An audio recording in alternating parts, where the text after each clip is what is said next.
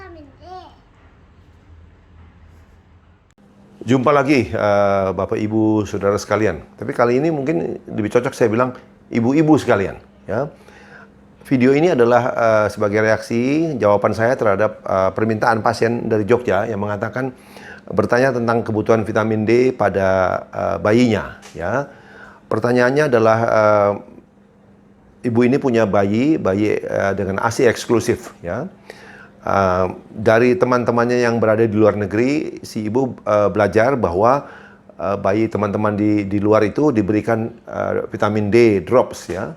Tapi pada saat dia ke dokter anaknya di kotanya, tapi dikatakan tidak perlu, itu di luar sana. Jadi bingung lah ibu ini, kemudian bertanya kepada saya jawab. Makanya saya buatlah video ini supaya ibu-ibu yang mempunyai masalah yang sama bisa mendengar ini dan semoga ada manfaatnya. Jadi menurut AAP, American Academy of Pediatricians, bayi baru lahir itu harus diberikan vitamin D3 drop, jadi drop tetes vitamin D dengan dosis tertentu, ya. Sebenarnya dasarnya adalah seperti ini.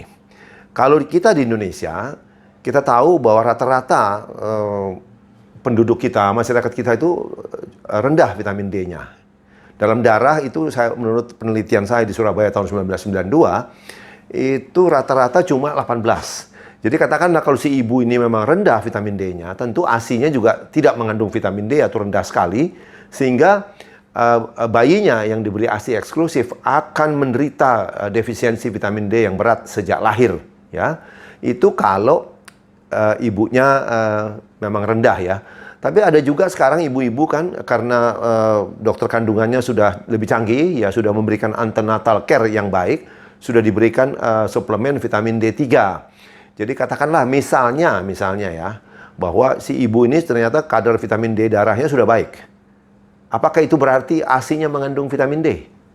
Nah, itu yang dikatakan tidak jelas diketahui, sehingga disimpulkan bahwa berapa yang diterima melalui ASI pada bayinya itu tidak diketahui dengan jelas. Jadi perkiraan itu. Sehingga tetaplah, biarpun ibunya dikatakan punya kadar vitamin D darah yang baik, tetap bayinya itu akan kekurangan vitamin D, sehingga tetap dibutuhkan vitamin D3 drop buat bayinya sejak lahir.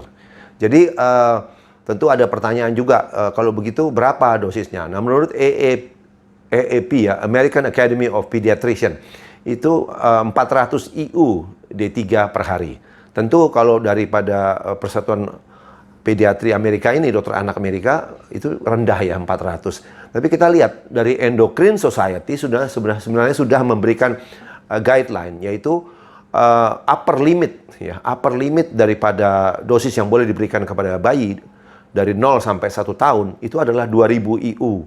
Jadi ibu-ibu yang punya bayi jangan takut dengan 2000. Karena 2000 IU itu sebenarnya sama dengan 50 mikrogram. Ya, kalau masih bertanya, berapa itu 50 mikrogram? Itu adalah 0,05 miligram. Atau 1/20 miligram. Ya, kecil sekali dosisnya, ya. Tapi itu maksimum. Dan dikatakan kalau maksimum itu tidak akan memberikan gangguan atau bahaya apapun. Tapi sebenarnya patokan yang lebih real adalah kadar dalam darah.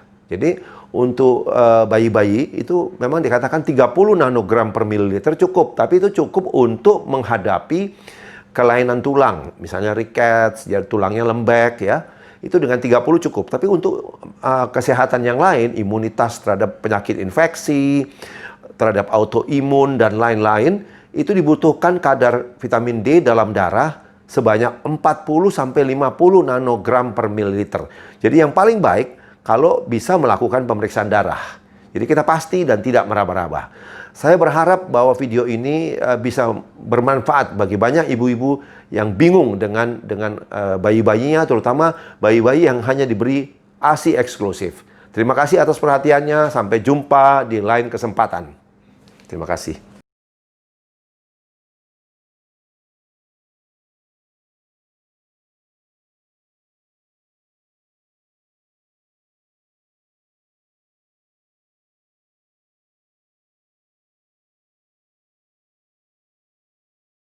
Halo guys, jangan Jangan lupa ya,